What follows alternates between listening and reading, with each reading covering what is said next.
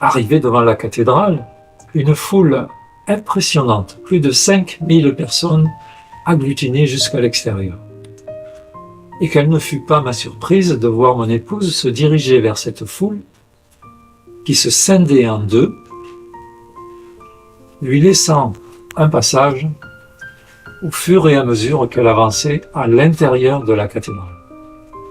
Elle s'est dirigée d'un pas assuré directement vers la statue de Marie.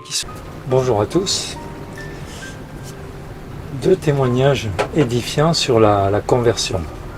Conversion qui peut être source de discorde lorsqu'elle n'est pas partagée dans un couple.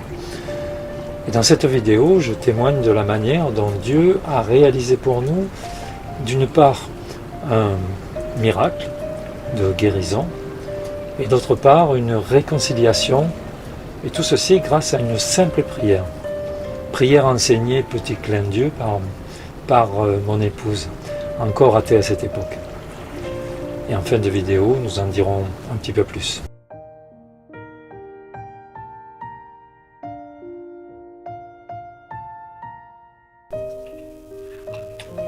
Nous sommes en 2000. Il y a environ un an que la conversion est passée par là. Je suis enthousiaste, survolté par ce qu'il m'arrive. J'ai la profonde conviction que ce bonheur incommensurable, beaucoup trop beau pour être vrai, doit être partagé avec le plus grand nombre.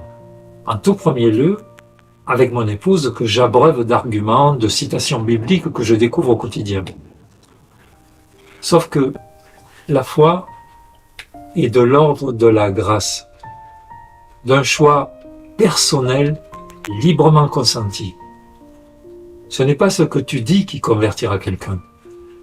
C'est ce que tu es, ce que tu vis en vérité, qui crie plus fort. Le résultat, un profond et durable mal-être s'était immiscé dans notre couple. Lors d'une messe dans l'homélie, il fut question de la puissance de la prière. À compter de ce jour, je n'ai plus évoqué ma foi, pas même suggéré. Je me suis simplement mis à prier avec ferveur. Isabelle, mon épouse, m'avait appris le Notre Père et le Je vous salue Marie que j'ignorais complètement. Peu de temps après, une personne que nous ne connaissions pas nous aborde et nous conseille d'aller en pèlerinage à Medjugorje, un sanctuaire catholique qui se trouve en Croatie. 10 jours plus tard, nous voilà rendus.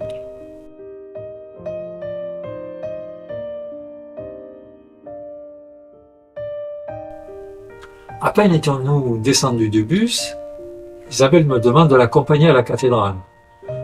Je suis très étonné car, en France, elle traînait les pieds le dimanche pour aller à la messe. Arrivé devant la cathédrale, une foule impressionnante, plus de 5000 personnes agglutinées jusqu'à l'extérieur. Et quelle ne fut pas ma surprise de voir mon épouse se diriger vers cette foule qui se scindait en deux, lui laissant un passage au fur et à mesure qu'elle avançait à l'intérieur de la cathédrale. Elle s'est dirigée d'un pas assuré directement vers la statue de Marie qui se trouve, si mes souvenirs sont bons, au centre dans cette immense cathédrale, côté droit, je pense. Je dois préciser que nous n'avions jamais mis les pieds en ce lieu. La foule se scindait toujours devant elle, la dirigeant directement vers la statue, et elle se refermait derrière moi.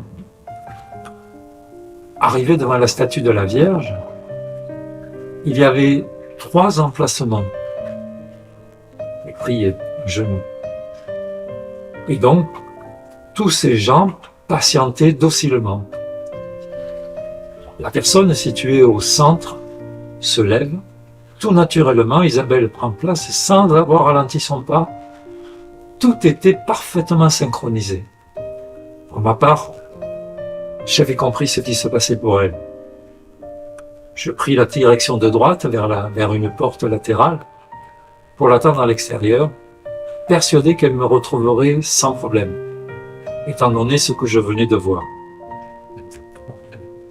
Je dois préciser, pour bien comprendre la teneur de ce miracle, et je pèse mes mots, car mon épouse était à cette période agoraphobe sévère. Je devais l'accompagner au supermarché, notamment car il lui était impossible de braver seul, ne serait-ce qu'un petit groupe.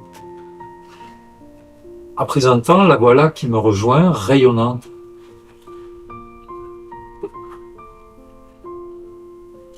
Totalement guérie.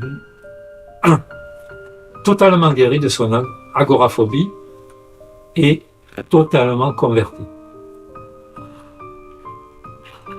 Cela fait 23 ans que nous cheminons ensemble sur les pas du Christ. Et déjà 38 ans de mariage. Chacun de nous a vécu de très fortes et intenses expériences spirituelles quotidiennes lors de ce pèlerinage à Medjugorje. Notre couple s'est définitivement soudé par le lien de la foi et nous cheminons ensemble depuis ce jour sur les pas du Christ. Vous trouverez en lien l'aveugle de Jéricho, la version de la vidéo dans laquelle nous démontrons la surprenante synchronicité des textes bibliques avec notre propre vie. Et j'ai envie de dire, pas seulement la nôtre, mais celle de tous ceux qui suivent un chemin de foi. Merci d'avoir regardé cette vidéo jusqu'au bout. Soyez bénis, pensez à vous abonner, partagez très largement afin qu'on puisse aider d'autres personnes qui cheminent.